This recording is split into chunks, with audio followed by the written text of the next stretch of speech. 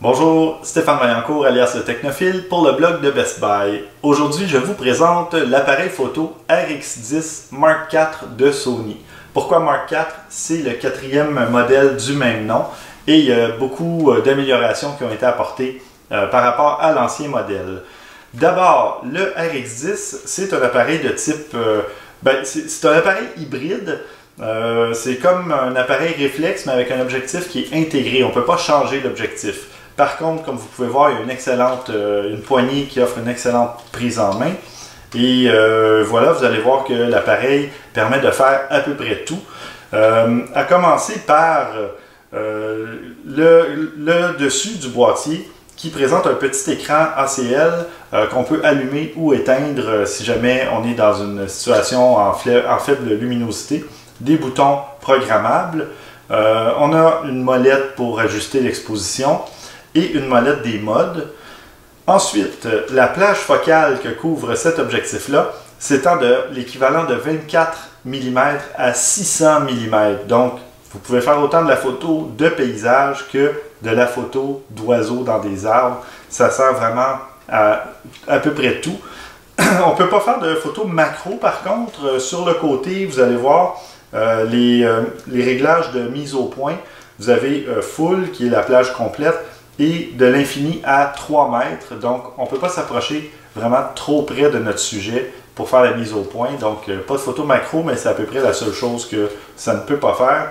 Il y a aussi les modes de mise au point qu'on peut régler manuellement sur le bas du boîtier. Donc, que ce soit, on voit les lettres S, A, C pour single, auto, continu. DMF pour l'assistance de mise au point. Une fois que vous avez appuyé sur le déclencheur pour faire la mise au point, vous pouvez tourner la bague de mise au point et ça vous permet de mieux ajuster, d'avoir avec plus de précision. Et évidemment, le mode manuel. Parlant de ça, sur l'objectif lui-même, vous allez voir, il y a 3 bagues. Il y a la première bague qui est l'ouverture. Donc, cet objectif-là permet une très grande ouverture. J'y reviens dans 2 petits instants. La deuxième bague est pour la focale, donc le zoom. Et la troisième bague, c'est pour la mise au point. Ensuite de ça, vous avez aussi un écran à l'arrière, écran de 3 pouces qui est tactile et pivotant. Écran qui présente une résolution de 1,2 million de points, donc très bonne résolution. Et sur le côté, vous avez des petites portes qui cachent des prises, prise micro, prise casque, et vous avez un port micro USB et micro HDMI. Ensuite, comme je parlais aussi de l'ouverture d'ailleurs, si on revient à la bague de l'ouverture, ça commence à f2.4, donc c'est une ouverture du diaphragme qui est très grande et qui laisse entrer beaucoup de lumière. Et c'est avec une ouverture de f2.4 ou f4 que vous allez pouvoir faire du flou en arrière-plan.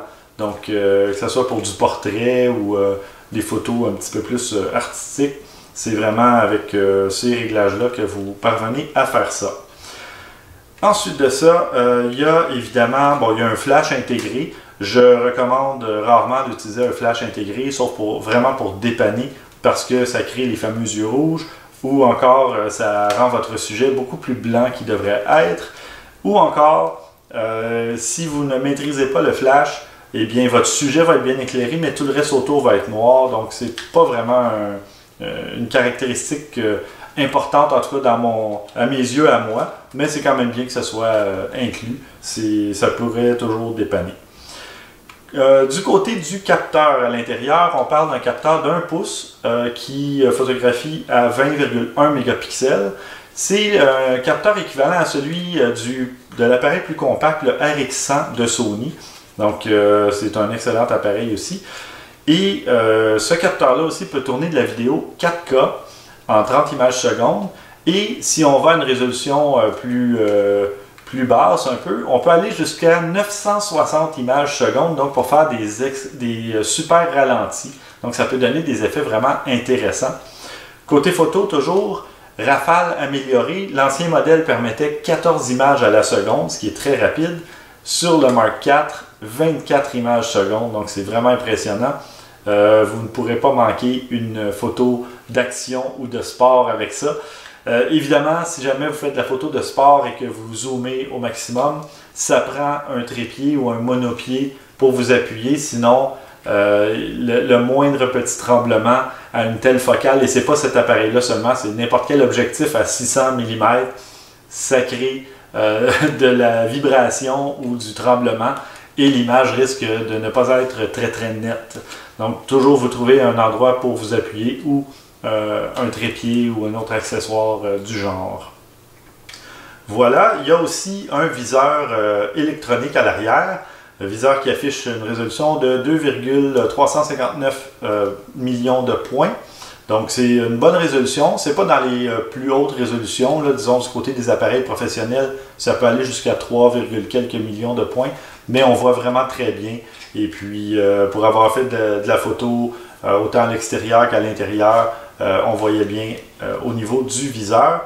Il y a évidemment toujours la petite roulette, la petite molette de dioptrie. Si jamais vous voulez utiliser le viseur sans vos lunettes, vous pouvez ajuster la vision ici, la force de vision avec la petite molette. Toujours pratique pour ceux qui aiment enlever leurs lunettes pour faire de la photo.